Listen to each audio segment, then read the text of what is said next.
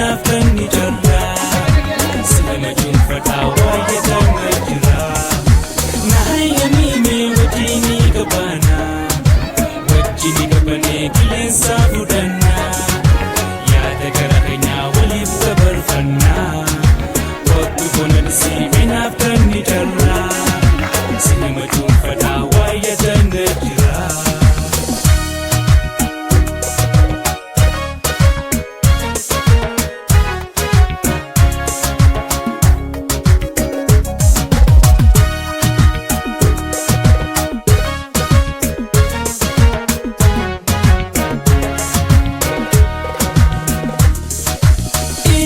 Salale, dawade sinkufu, yongu ya singare, yerribina nufu, fulli keni ifa, akka adudati, karru ke kadaba, ogi safakati.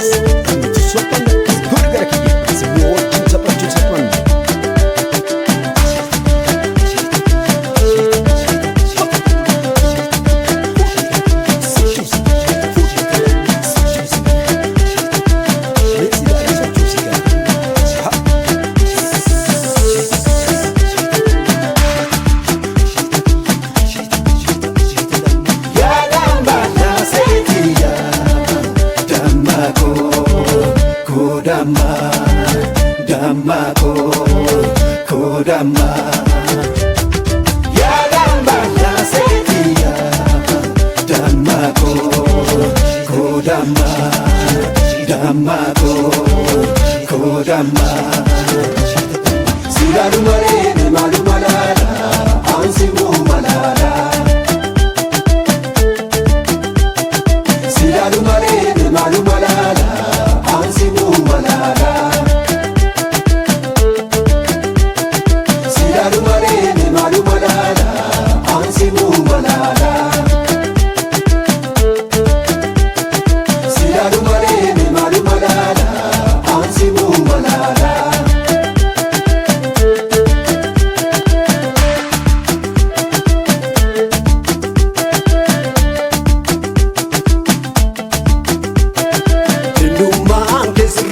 Rabesiti daloni biya fuori kasani moti nile aka adu gana namatiti biya panza galeke gurafi mi oti kunu bashananya ana fatima no mavolanya kunu bashananya ana fatima no mavolanya kunu bashananya ana fatima no mavolanya kunu bashananya ana fatima no mavolanya Sidaru mare malu malala ansi mu malala Sidaru mare malu malala ansi mu malala Sidaru mare malu malala ansi mu malala Sidaru mare malu malala ansi mu malala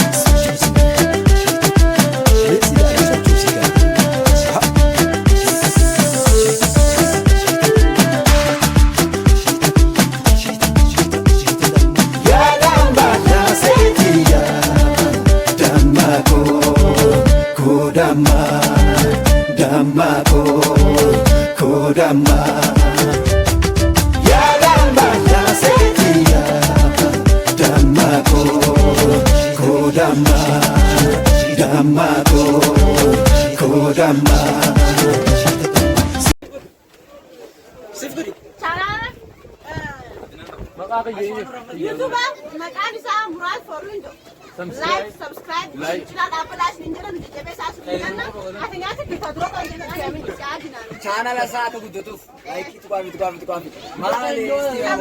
subscribe kami mala kanya like share arab ke jiru nama kalau sini ke Daud terus ini jenna ya motor ini sini ke Daud bye bye alhamdulillah jabar like share